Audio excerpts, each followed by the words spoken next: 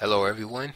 We're going to look at a game between Magnus Carlsen with the white pieces and Bu Jingji with the black pieces. This is from round 3, Tbilisi, Georgia, in the Fide World Cup.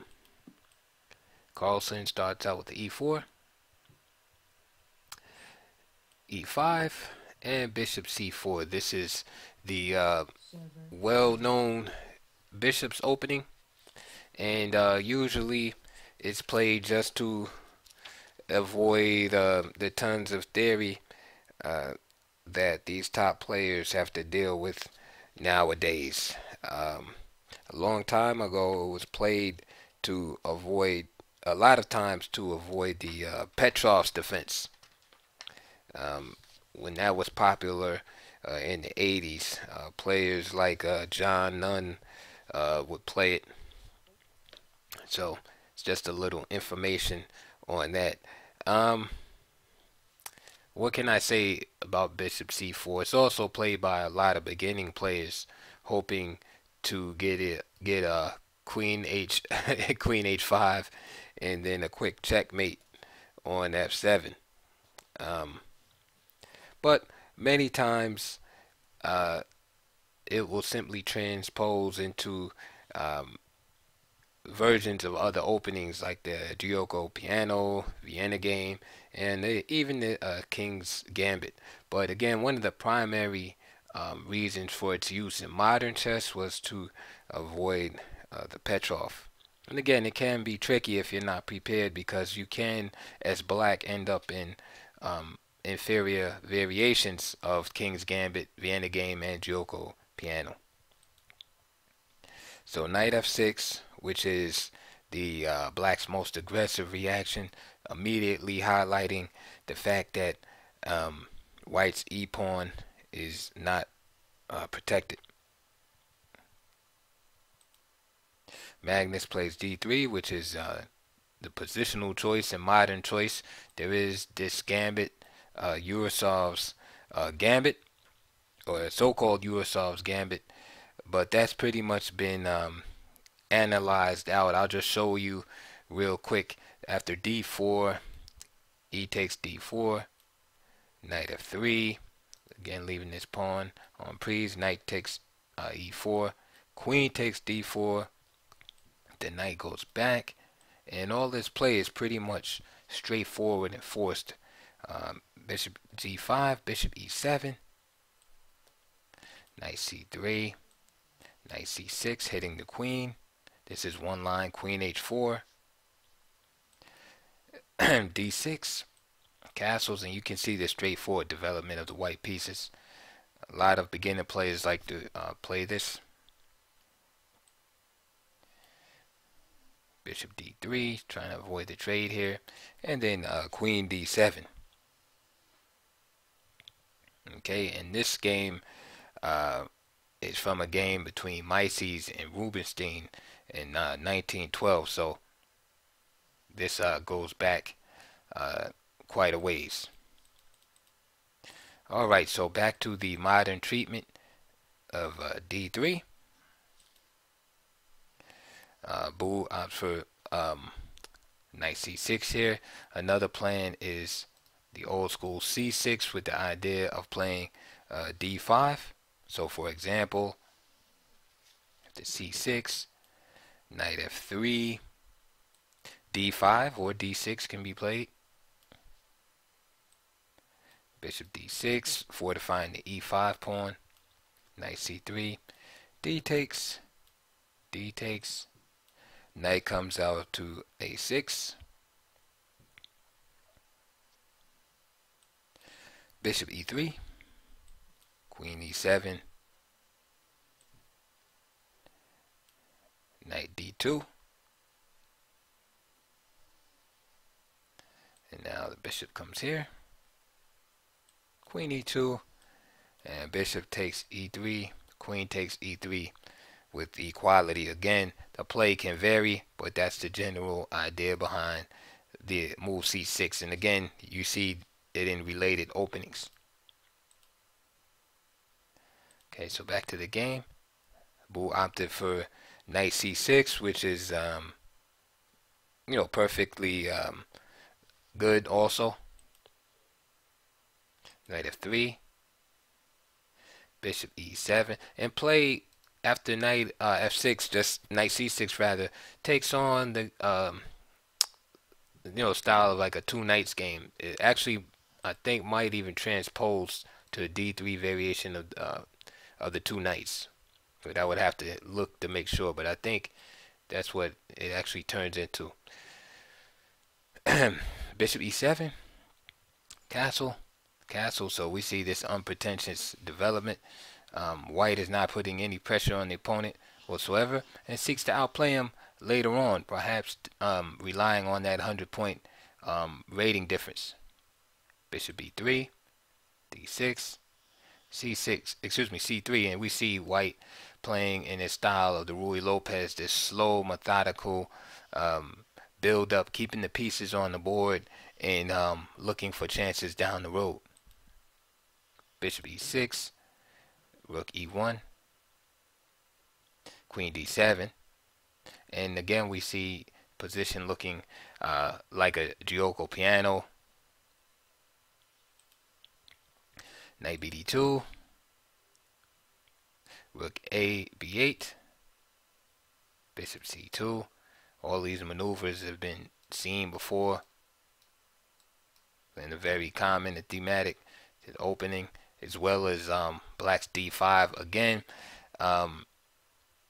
white is just trying to keep all the pieces on the board and basically keep fighting chances in the position.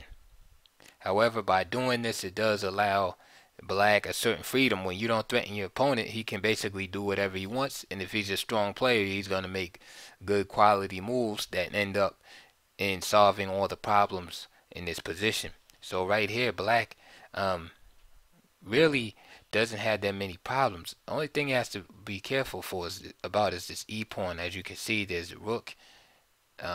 Get rid of some of these graphics. As you can see, at the d5, the knight is hitting the e pawn, and so is the rook after this exchange. So this is a provocative move, and obviously, Bu Zhengzai has weighed the consequences of this move. Carlsen, however, plays h3. Of course, if e takes d5 here, play can go bishop takes d5, with the idea that on knight takes e5, knight takes e5, rook takes e5, pawn has been sacrificed, but after bishop d6, black tries to play in this style of Marshall.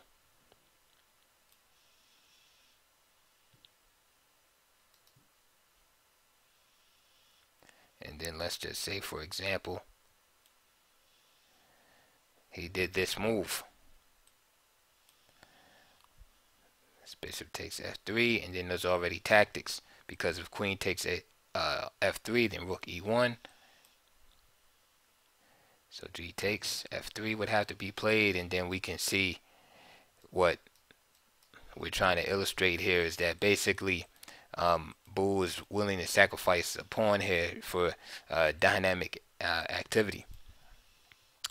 Carlsen, realizing this, just plays the move h3, h6, again trying to provoke this pawn exchange here.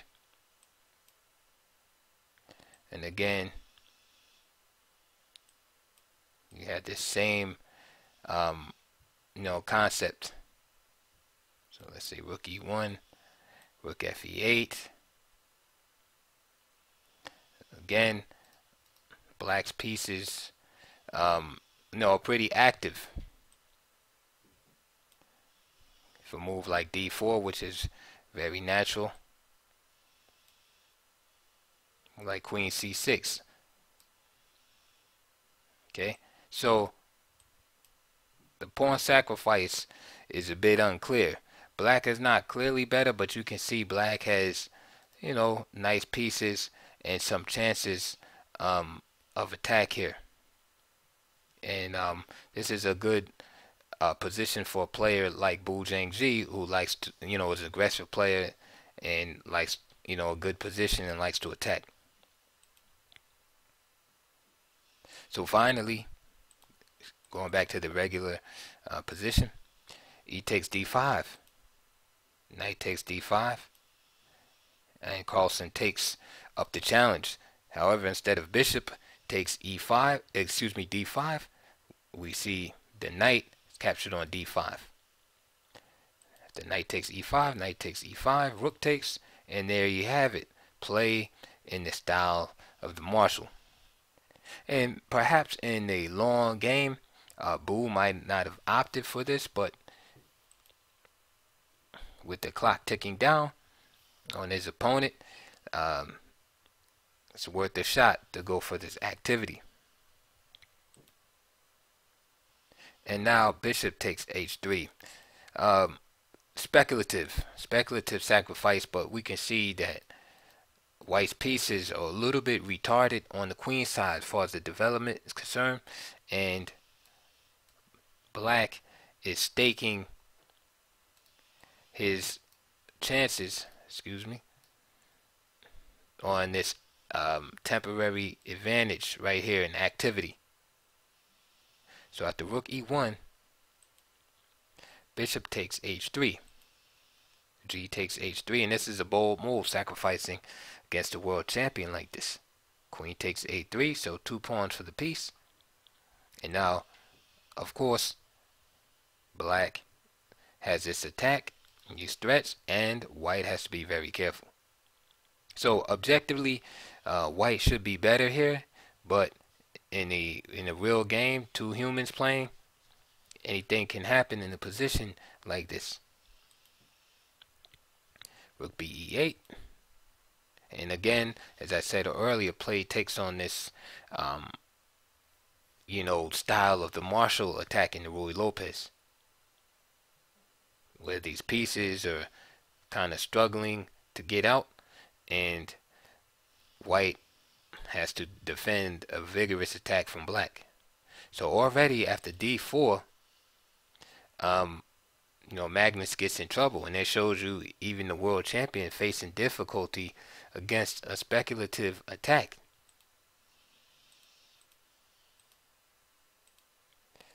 Just for information's sake, when this move was played, Carlsen was up 15 minutes on the clock. He had about 50 minutes on his clock, and when Bu made this sacrifice, he had about 35 minutes. Magnus took 10 minutes there, and then took another 10 minutes after queen takes h3 to try to figure out how to defend. Rook b8, and then d4 by Magnus, which looks absolutely normal, because remember, the main issue we're dealing with is the pieces being out of the game. So d4 looks like a great move. Right, takes some space in the center, but mostly opens up this bishop.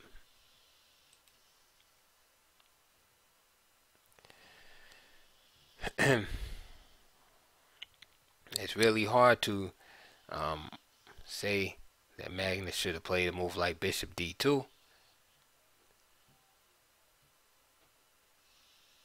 But because it doesn't really seem like it does too much as far as the development is concerned, but it does clear the back rank. And so, for example, c6, rook e2, and knight f4. Everything is forced here. Bishop takes f4, bishop takes f4, and now knight g3. Bishop takes, f takes, queen takes, and rook g2, queen e3 check, king h1, queen h3 check, rook h2, queen g3, and now queen d2, and now we can see the other rook swinging over. Alright, so even with the rook e3, then rook f1, and it seems, let's go rook f8, and then queen g2, and it seems that white is holding off the black attack. But this is a hard attack to deal with just, 30 minutes on the clock. But it seems like bishop d2 might have helped a little more, but it's very hard to say because d4, I don't really see anything wrong with that move. If there's something wrong with d4, then maybe this sacrifice was sound after all. But again, it's murky and unclear, and to me, therefore, a good strategy by the Chinese grandmaster with the black pieces. After d4, f5, just all hands on deck. This is one of those positions where, again, you're down in material, so you have to make it count. We see f5, and the pawn is just going to race down the board and checkmate right here on g2. Bishop b3, and good move by Magnus, right? c6 is forced, and it freezes this knight from being able to come here due to the pin. f4, so he deals with another one of Bu Zhangji's ideas, to play f4 himself. So Magnus stops that. King h7, so Bu wants to free up his piece, so he gets out of the pin. Bishop takes d5, so trading off attackers. C takes d5, and now Magnus plays a good looking move, but well, let's see the continuation. So he plays this move, rook e3, and again, idea is trade off more pieces, right? You had the bishop on c1 and knight on f1 protecting the rook on e3. He's attacking the queen here, and it seems like he's on his way to refuting this attack here. However, after rook takes e3, bishop takes e3. This move g5, threatening to burst open the position, is very dangerous for black. Excuse me, for white. King comes off the g file. File is burst open with tempo because now the bishop is under threat. Queen f3.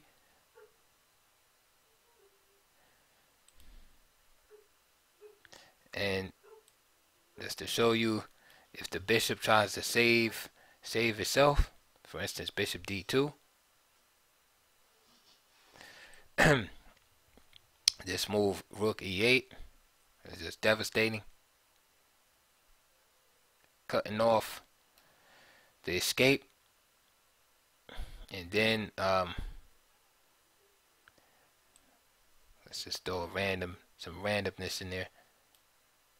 A move like queen f3, for instance, trying to trade again, and this queen h4.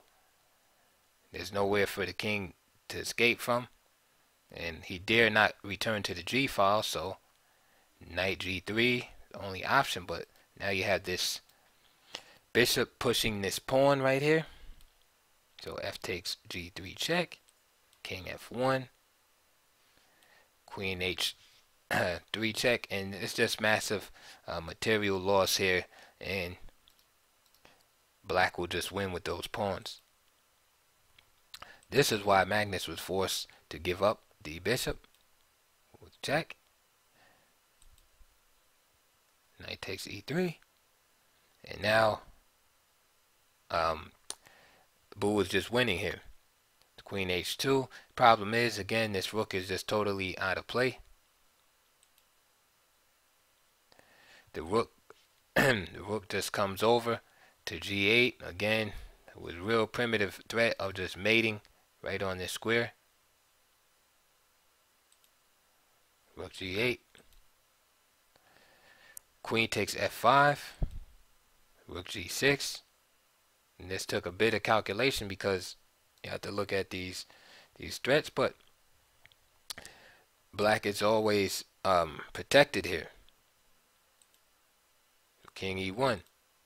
So For example, like a move like here doesn't work because the bishop is protected 2 times. So rook g7, queen f5, king h8,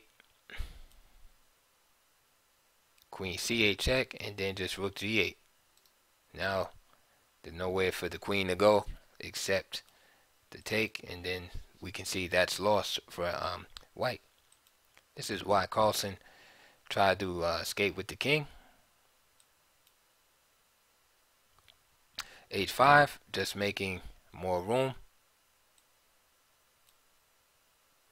Carlsen is running for the border. King h6.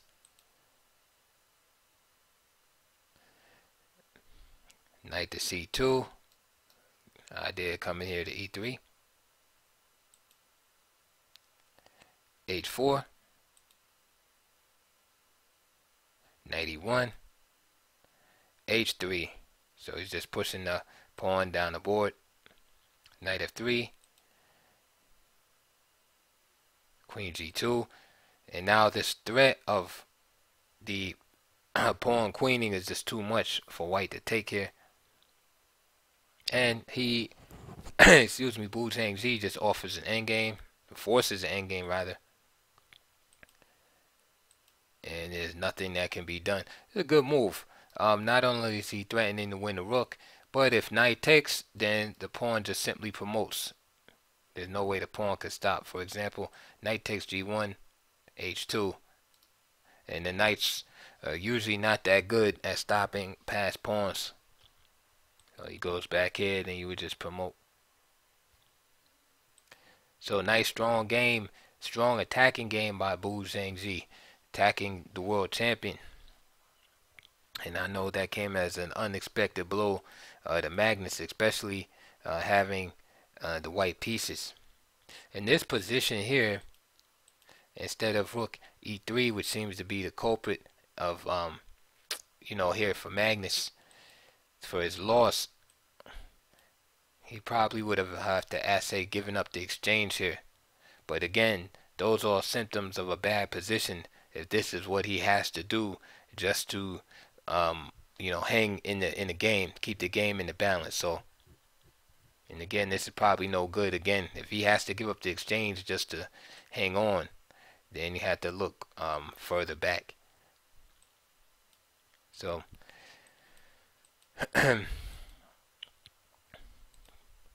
perhaps somewhere around this move. But great practical choice here.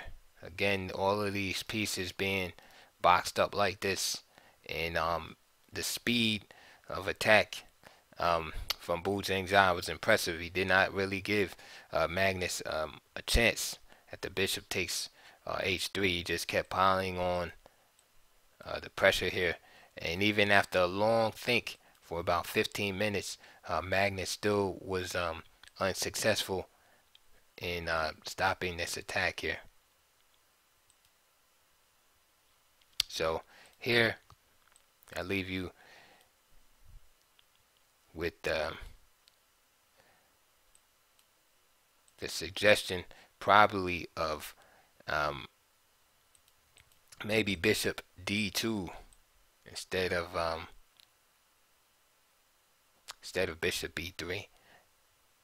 I'm not even sure about that move. It just seems like matter of fact, I think I need to just give Bu Zhangji his props here, in that he just played an excellent attack, and the attack probably was sound. Because at first I was thinking the attack is probably not sound, but it just seems, as I look at it, over and over, and I should be doing this, off the air instead of like looking at it while I'm speaking. But like I said, these thoughts come through my mind while I'm looking at the game, and